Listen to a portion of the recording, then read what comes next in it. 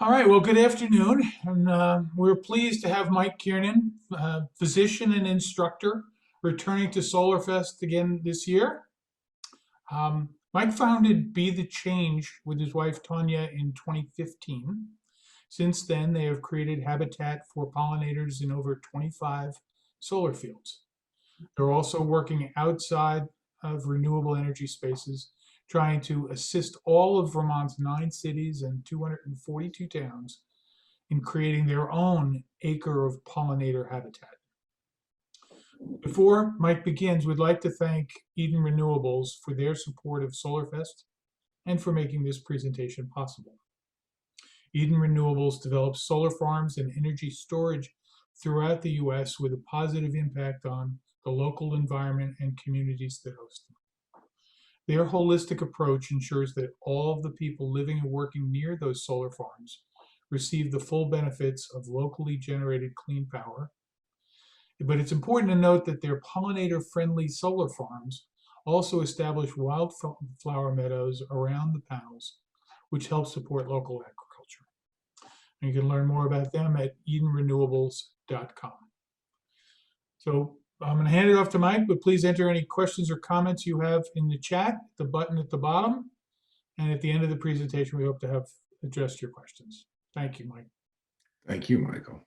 Hi, everybody, and thanks for being here. It's great to be back with the Solar Fest. I'd like to spend a few minutes just sort of talking about pollinators and why they're important.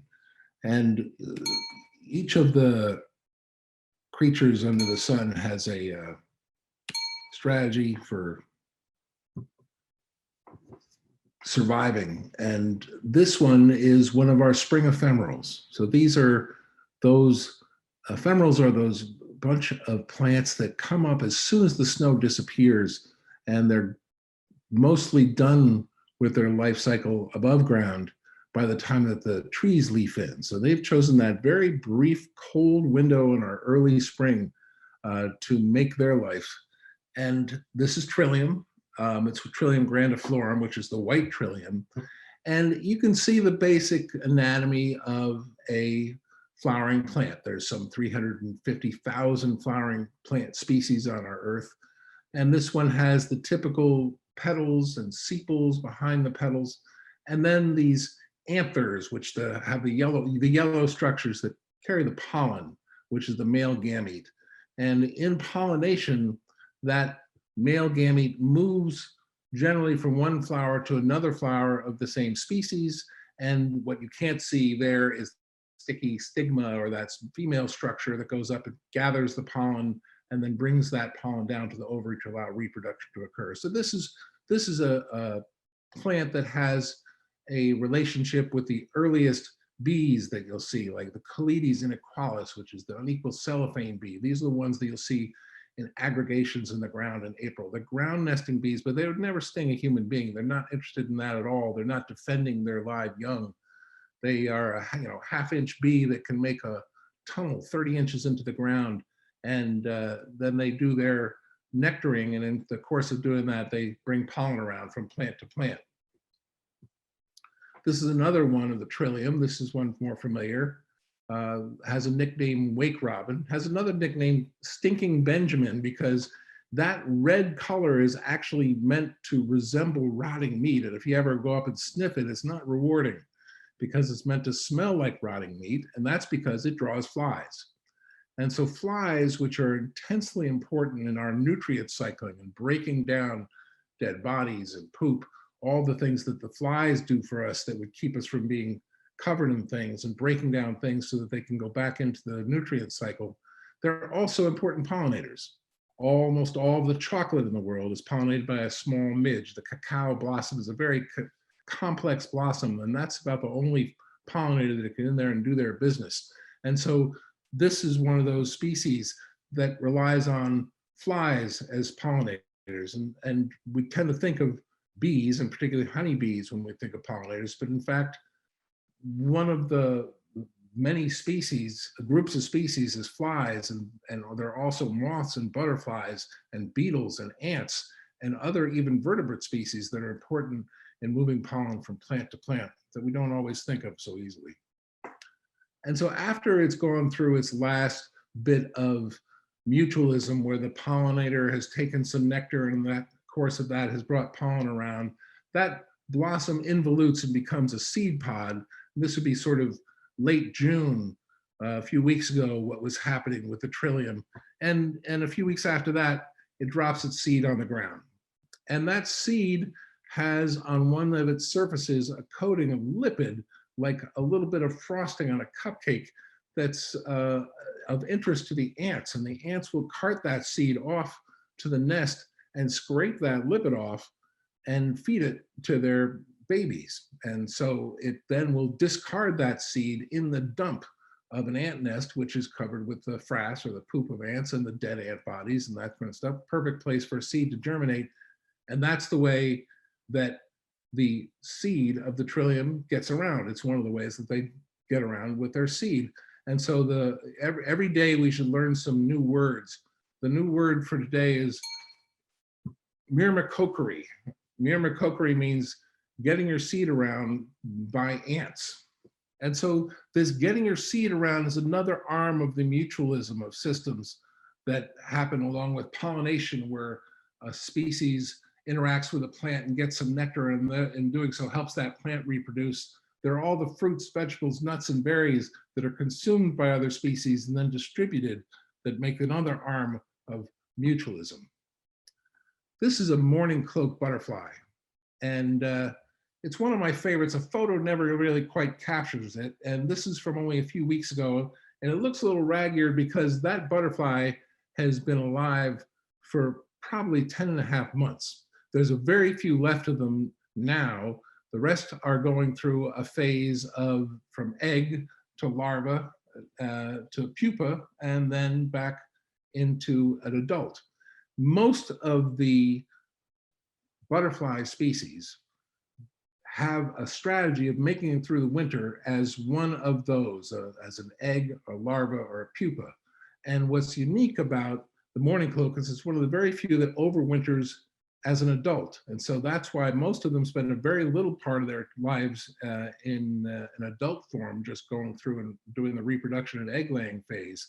But this is very early in March, at the same time that the trillium's coming up, when there's still snowbanks on the roadside. You'll see mourning cloak butterflies emerging and kind of desperately seeking partners. They have this beautiful, rich coat.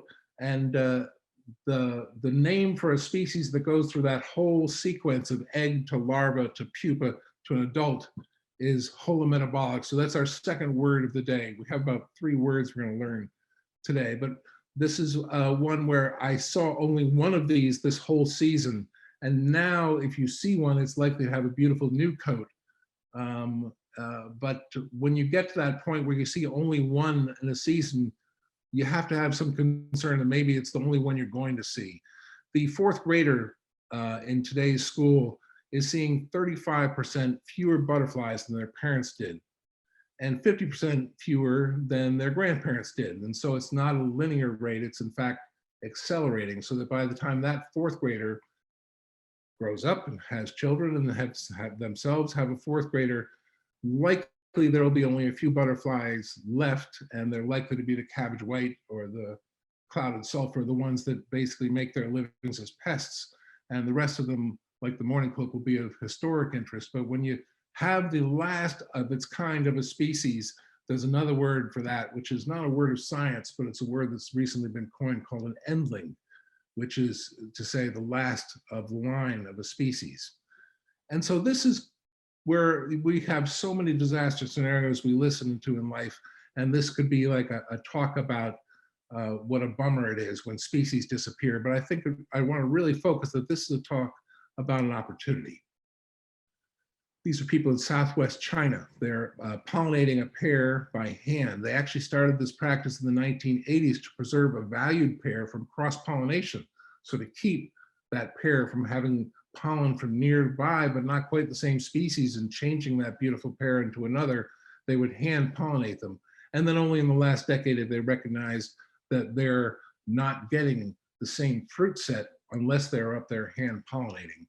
And hand pollinating is only possible with some blossoms. If you cut an apple across at the waist, the way you never would, and you see those 5 seeds, that means each of those ovules got a pollen grain. And it's very hard to do that with a paintbrush. It really takes an insect. And it's hard for me to picture myself in the top branches, but China has grown their agricultural economy, their productivity by 12% per year, every year since 1974. And that means they don't have a breadbasket like Iowa and Nebraska. Without that, they've still, every 8 years, added 100% to their agricultural productivity. And that's raised a huge portion of their population out of poverty. But all of that takes space. And with space becomes a competition for species loss. So this is a century from 1950 to 2050. As humans, because of our lifespan, we tend to think of time in terms of centuries. And this is, I would guess, not being able to see all the participants, this is our century. You know, we were born somewhere on the left, hoping to make it, please God, as far to the right as possible, and I wish you luck. But it's also a very special century, not just in the time of humanity, but a very special century in the time of life on our planet. So if we generally can think back historically in 2 or 3 or 4 centuries time, or go back 10 centuries or 20 centuries to the earliest historic times. But if you think of going back 100 million years, that's 1 million centuries ago. And maybe 1,000 centuries ago was the first humans. And so we reached 1 billion people in the year 1800. It took all those years to reach 1 billion people. We reached 2 billion in the year 1930. And now in our century, we add 1 billion people about every 12 and a half years. And so this development that you can see is more or less, in the works. And having shown you a graph and put you to sleep, I have to make a dramatic statement to try and wake you back up, which is that we do not have a climate change crisis alone. There are 2 organizations at the UN. One is the IPCC, which is the climate change focused, and the other is the IPBES, which is the Intergovernmental Panel on Biodiversity and Ecosystem Services. And so this is an agency which looks at the important question of what's happening with biodiversity. And there are 2 summaries that they have produced in 2016 and one in 2019. And the executive summaries of each of these, which is only a few pages, is something really every literate citizen should be familiar with. But the one in 2016 was looking at pollinators and their importance and what threats they face. And the one in 2019 was a survey of all species, a summary of some 15,000 reports and studies, and looking at the rate at which we're losing species. And the essence of it is that there's a crisis equal to climate change, in their opinion, an importance to the future of humanity and life on our planet in the loss of biodiversity. Of course, there's been scientists like E.O. Wilson talking about this since the early 1970s and before, but they're documenting the rate at which species loss is occurring and the fact that it's increasing. And this is a report from the British journal Lancet in 2015, looking at the decline in pollinators and how it affects human nutrition, which I'll go into a little bit. But the essence of it is that when we look at this curve and note that by 2015, not very long from now, there will be 10.5 billion people. Notice that the more developed countries with a more diverse, more resilient economies are not going to grow that substantially, that the vast majority of growth has been and will continue to be in the least and less developed countries in the world. And I've worked as a physician for decades in Haiti.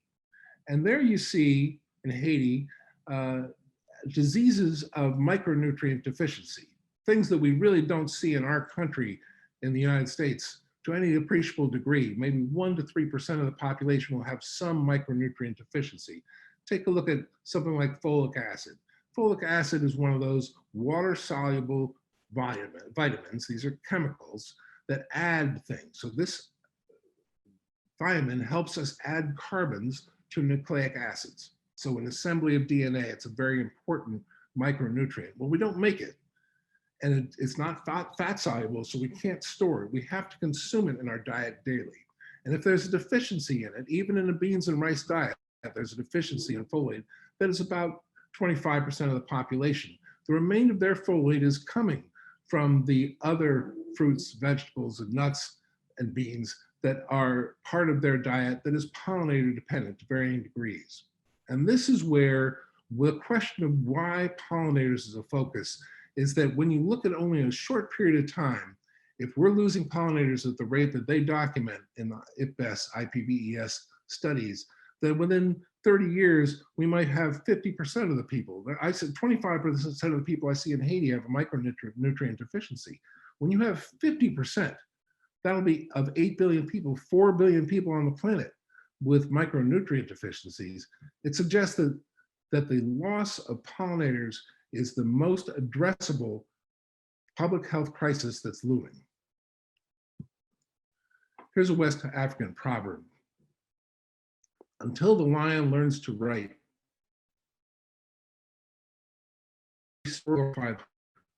and for the next few minutes, I'd like us to look at the world not from the point of view of the hunter telling a story at deer camp or around the fire in West Africa, nor the charismatic mammal like the lion, but rather to see the world from the point of view of the invertebrates. So 500 million years ago, when life was still in the oceans, growth among animals diverged in two strategies. One was to have a skeleton and a spinal column, the invertebrates, and the other was to use other strategies, generally having an exoskeleton, but very different strategies for growth that were the invertebrates.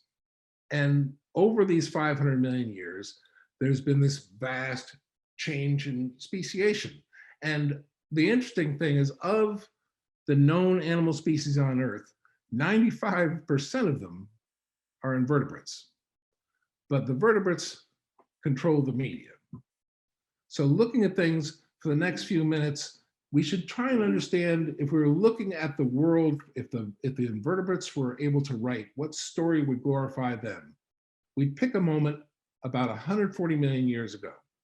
And if we were standing in Vermont or New York 140 million years ago, or Massachusetts, we could walk to the coast and take a short boat ride to West Africa. It would look familiar in some ways. We'd recognize the dragonflies and the pill bugs. The 30-inch dragonfly would be a little unfamiliar. And we'd recognize some of the plants. There was 10 or 20,000 species of plants, many of them ferns or cycads or green plants. What there wasn't was colors, because what happened 140 million years ago, colors other than green and brown and light green and gray.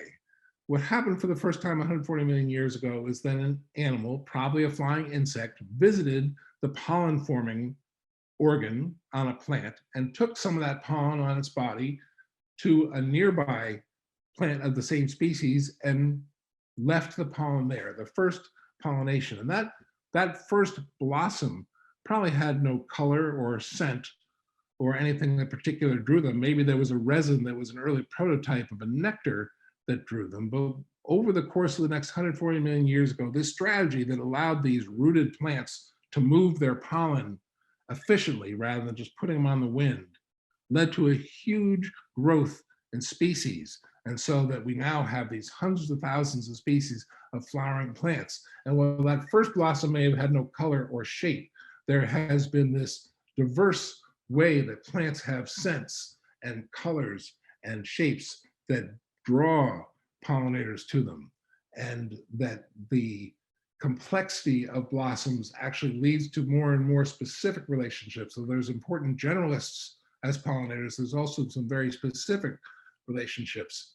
And it's interesting that our paths diverged from these invertebrates 500 million years ago, because these blossoms are so expressive to us. And we have this $30 billion cut flower industry and a $32 billion perfume industry, much of it built around human pair bonding and garden clubs all across the world.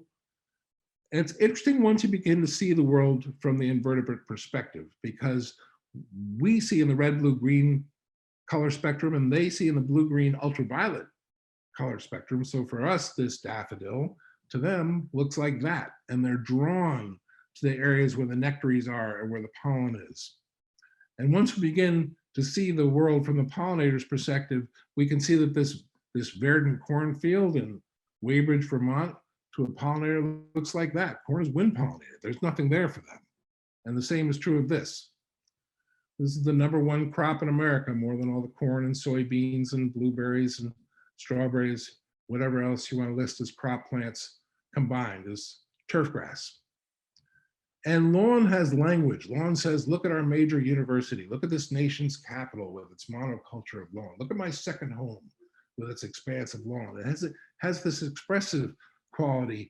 And it's also a space that we look at as an opportunity space. And how can we engender a sensibility where when you see an expansive lawn, instead of expressing wonderment, your only wonderment is why. Why is that a monoculture? And so we began working in 2015 in solar fields. And we now have, as Michael said, over 25 fields, approaching 30 fields, and have created habitat for pollinators equivalent to every Vermont household creating an 8x8 pollinator garden. And when you build a space like this, there's a certain process which I'll be happy to talk to in the Q&A on how you actually go about doing this, but there's really nothing to it. It's like baking bread. Just like baking bread, there's just a few important steps and you just need to attend to doing them in the right way, in the right order. And this is a field in New Haven, Vermont, that's a swamp milkweed with Monarch. This is my dog, Stella. This is a field in Sudbury, Vermont, and that was taken last spring. This was taken a week ago, so a year later. And so there are now 4 times as many pollinators in that site, just 1 year later. All of these, this is a field in Ferrisburg, Vermont, a 40-acre field developed by Green Mountain Power. All those solar panels get delivered on pallets, and some of the pallets are chemically treated. Others are heat treated to prevent insects from being transmitted on the pallet. If they're heat treated, we upcycle the wood and make cavity nesting bee boxes. There are 275 native bee species in our region, and 80% of them are ground nesting bees, like the cellophane bee that I mentioned earlier. That other 20% make their lives in cavities, and so those could be holes or stems and plants. And so we take, these are actually Japanese knotweed and daylily, mostly stems there, and they will fill that up in a few weeks at this time of year once they find it. One of the challenges for every gardener is dry shade. And so what do you do when you're up here in zone 4 and you want to create something pollinator friendly in the space under the panels? And so this is something we move from site to site because it loves being under there if there's sufficient moisture, which is jewelweed. And jewelweed is one of those beautiful, cool blossoms that has a very specific shape and also has evolved over tens of millions of years, very specific relationships with some pollinators. So for example, this is a ruby-throated hummingbird. It could be a female or an immature male. I suspect it's a female because of the size, but there's no ruby throat yet. And the females don't get that, but the immature males don't have that. But you can see that the cool tubular shape in the back of the blossom that is that jewelweed shape. And there's a specificity with how they've evolved together. When a hummingbird's wings are flapping, they're between 40 and 140 beats per second. But when they're hovering, it's 90. And the way this blossom has evolved with its stem, if you held a tuning fork in front of it that was vibrating at 90 per second, the entire blossom would start to vibrate. So as that hummingbird's tongue reaches that pocket in the back of the blossom where the nectar is, the entire blossom begins resonating with the 90 per second beat of its hovering wings, and it drops the pollen on the top of the hummingbird's head. And when it goes to the next blossom, the same resonance takes that pollen off the top of the head and allows reproduction to occur.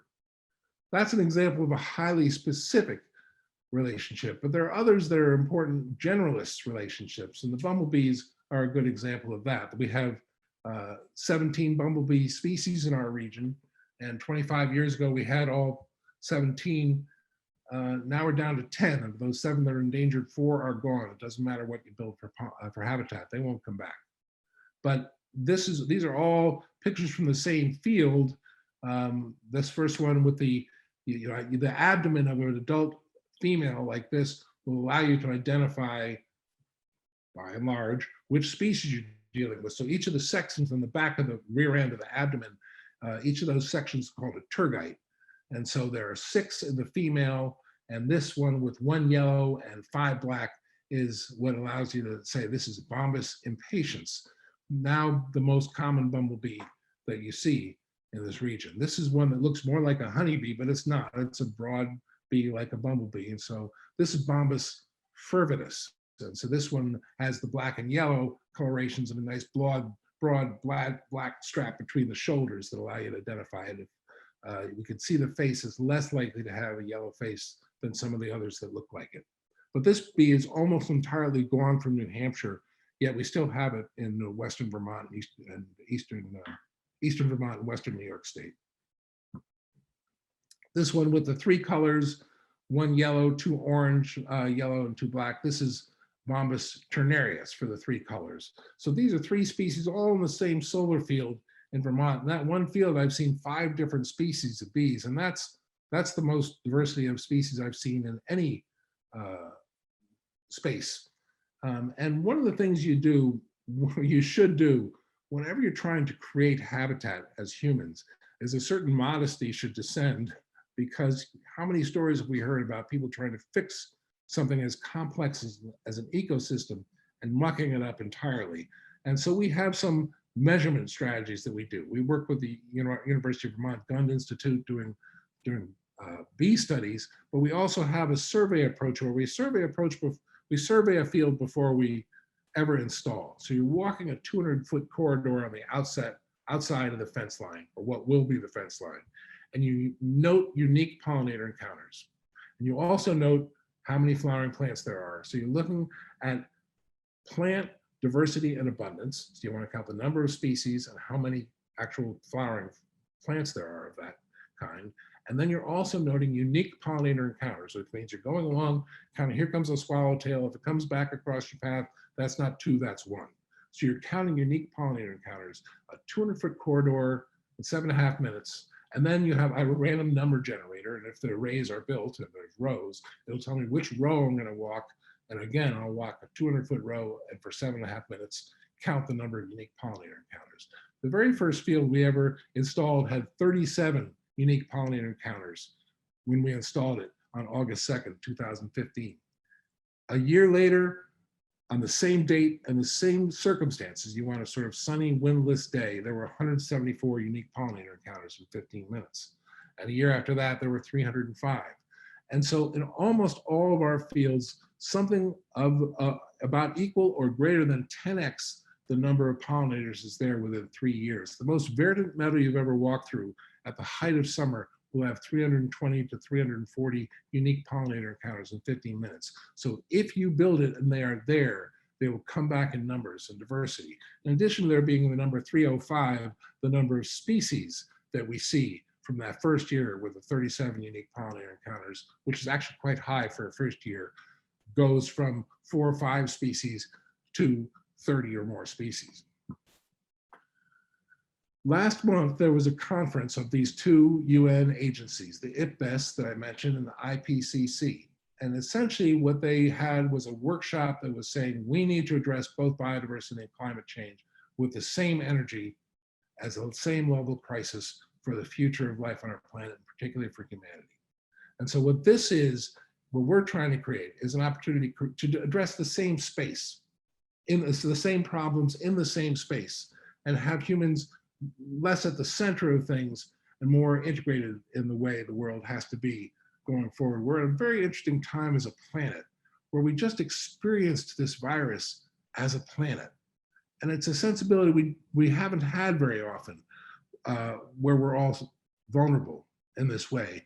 And whatever the origins of that virus may be, addressing the virus required us to use incomplete science collectively and make sacrifices. And that same mindset seems to be exactly the mindset we're going to need to address what's going to happen over the next couple decades on our planet.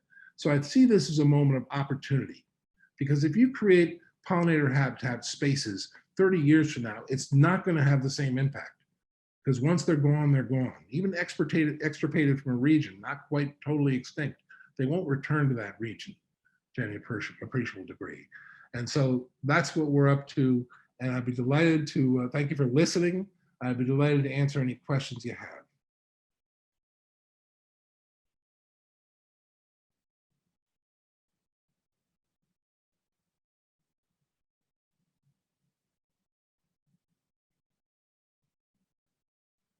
One person was asking, can I post a link? I see that was for the talk.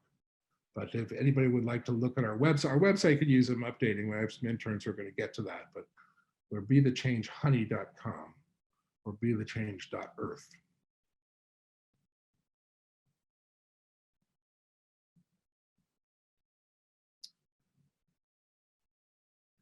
So this is where the question is, any suggestions for encouraging monarchs besides milkweed patches? And I would say the monarch is one of the ambassador species for understanding, where the biggest change from when we started 6 years ago was when we talked about this, people would look at us like we're crazy, which we are, but there's a whole nother matter. Why are we doing this? That is a lot easier to lift now because of things like the monarch and the threats to the monarch and the awareness that the hectares of space that they occupy in Mexico has gotten smaller and smaller over the decades. And the West Coast monarch situation is absolutely dire. But the East Coast and Midwest monarch situation has gone through these fluctuations, and there's lots of factors involved. But of course, one of the biggest is that they have this relationship with their larval host species. And so behind that question is anything we can do to address it. And what I would say is that we have 117 butterfly species in our region. Each of them has a larval host, and that addressing each of their larval hosts is part of addressing the threat to pollinators here. So just as the milkweed and restoring milkweed is part of what you need to do to create habitat that allows monarchs to survive, because they lay their babies, they lay their eggs only on milkweed or beside milkweed because their babies eat that plant, and in doing so they take on these toxins that prevent them from being edible. And so a bird may once try a monarch, but it won't eat it a second time. And it's just got cardiac glycosides, but mostly it's very distasteful to them. So it saves them from predation, and that's why there's also species that try and look as much like monarch. And even the color orange in nature is one of those danger signals that has been evolving for different species to express "don't eat me." And so the essence of it is that they actually nurture themselves on many different types of blossom. They're not particularly, monarchs not particularly drawn to milkweed blossom, and that a diversity of plantings so that you have throughout the growing season, I think of it like a slow motion fireworks display, things blossoming and available for nectaring throughout a season will support the most diverse group of butterflies, and certainly the monarchs on their trips north and south as they come through in the spring and late in the summer as they return south. But also to have the milkweed, which they require to lay their young on. Those are the two current things. The next question, how many of the towns in Vermont are currently interested or working to add an acre? That's a great question, and also who should we contact to accelerate that? It's an interesting thing about the momentum of this, because this needs momentum, and there's a way each of us can participate in that. So as Michael said in the question, we're trying to create 1 acre pollinator habitat in each of the 251 towns in Vermont. And that would be fantastic, but it's also just a fragment of habitat. We need to do our own little backyard planting. And there's also ways that if solar is going in nearby you, in Stearns County in Minnesota, if you're going to install a solar field, you're required to plant it for pollinators. And that's not something I'm saying we must mandate everywhere. I'm working with the most progressive people in solar and renewables who have engaged us to do this. But it is something where there are dozens of solar installations happening in the state at any time, and we have 9,623 square miles. If we're going to pollinate all of it, we're going to need to do all those solar spaces and then some acres of towns and then some backyards as well. But this is where that momentum comes from people asking it. You know, when I speak to our legislators, when I speak to our gubernatorial candidates, I find that it's mostly something where We need a constituency to be calling for this to happen, and then they'll get out in front and say, we're calling for this to happen. But until then, not much happens. And so go to your energy board, go to your conservation commission, go to your local town planning folks and say, we'd like to have a plan for where solar gets installed and where in our towns we will have it and where we won't, and what we do with the spaces around those panels, whether it's putting sheep in or making a pollinator habitat. You get to designate it. And the Public Service Board is given that high priority that those wishes of each town be addressed. And so we do in this, God bless Vermont, have some power in this, in negotiating how this happens. But folks in Massachusetts and New York are also on this call, and there are ways that Massachusetts has a smart metering program, which means if a solar developer installs a pollinator habitat and it's validated as successful habitat installation, they get a few pennies more for a kilowatt hour, which over the course of the 5-year lifespan is going to pay them back much more than it would have cost to create this pollinator habitat. And that kind of incentive is something each of our state legislatures should take on. What's the best time of year to start planting? So this is where one of the things we are is the sort of last bar on every project management chart, which is to say it'd be lovely to get in ahead of a solar field being built and to create a cover crop that they then install on top of, and then we come in and repair the cover crop. Because when you start, if you've ever put wildflower seeds down, it can be extremely unrewarding. And it's because some of them are very tender. Some of them don't grow well from seed. And so there are many things we actually establish as seedlings. Milkweed is an example. Milkweed does all the seed you put around, you won't see much come from it. And so we actually start seedlings and purchase seedlings that we put in the ground for different species. And so those are going to do better many often than trying to raise them from seed.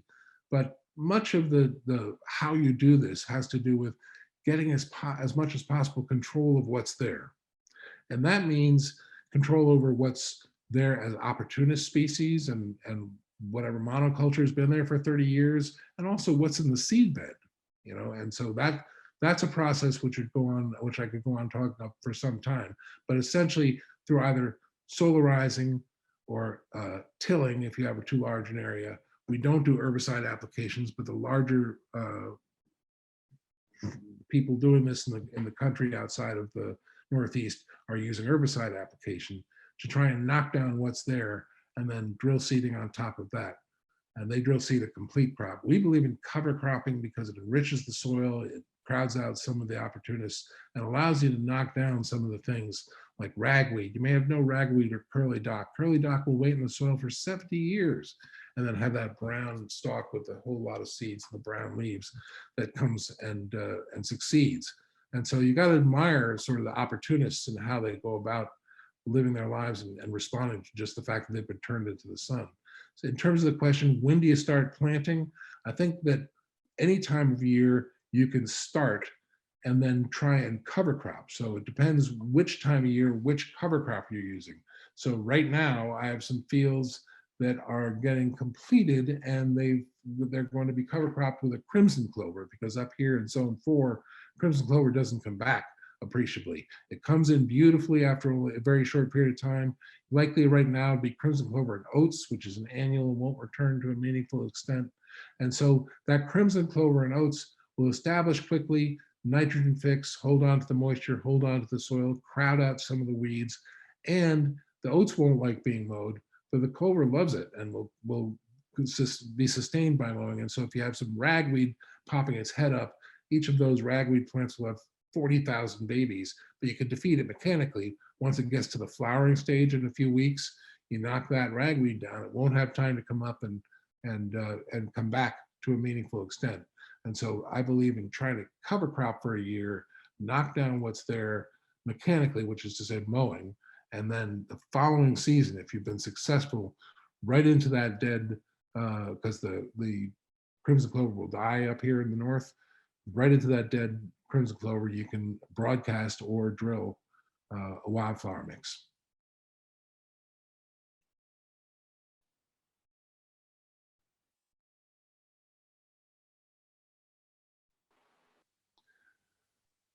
I thank you all for your attention, and please reach out to me if you'd like any more information, because I can talk about this at great length. Thank you.